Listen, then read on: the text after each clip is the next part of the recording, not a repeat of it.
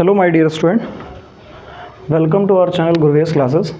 आज का हमारा टॉपिक है क्लास 9th के लिए रेशनलाइजेशन द डिनोमिनेटर। ठीक है, इस पे हम लोगों को क्या करना है, क्वेश्चन हमारे पास जैसे दिया हुआ है, सबसे पहले सपोज दैट पहले समझेंगे रेशनलाइजेशन द डिनोमिनेटर का मतलब क्या है।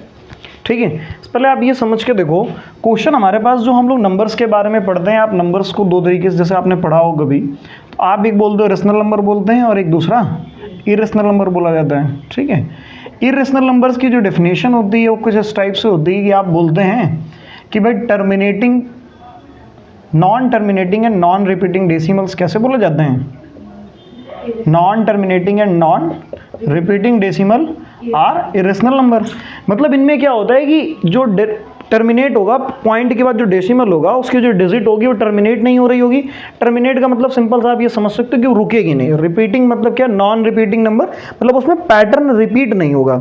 रेशनल नंबर में क्या होता है, आपने क्वेश्चंस पढ़े होंगे 1/3 express in the form of, ऐसे पढ़ते हो कि नहीं पढ़ते हो आप। क्वेश्चन लिखा होता है express 0.3 bar is equal to in the form of p/q।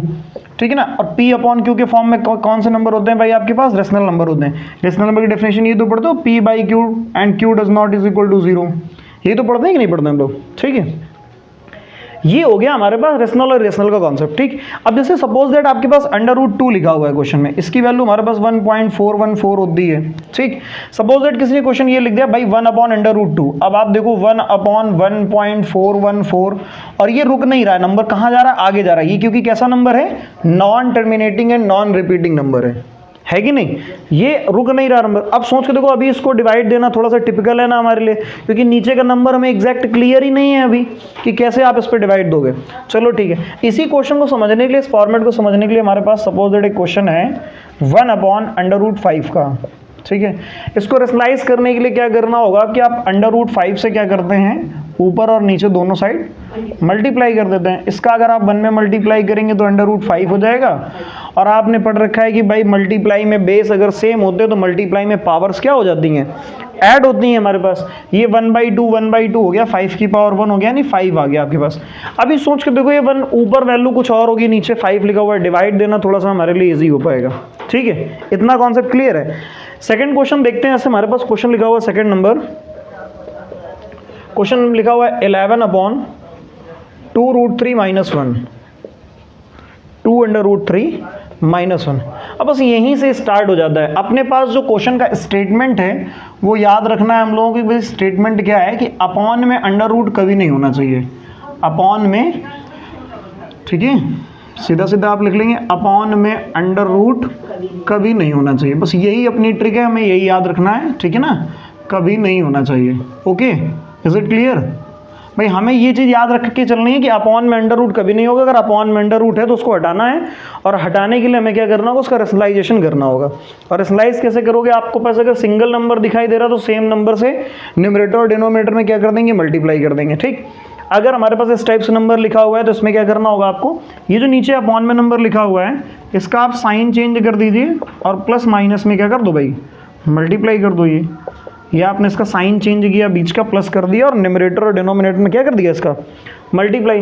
देखो मल्टीप्लाई करेंगे तो क्या होगा, ये आ जाएगा आपके पास 11 × 2√3 + 1 होल अपॉन में ये हो जाएगा आपके पास 2√3 - 1 in bracket and second bracket 2√3 + 1।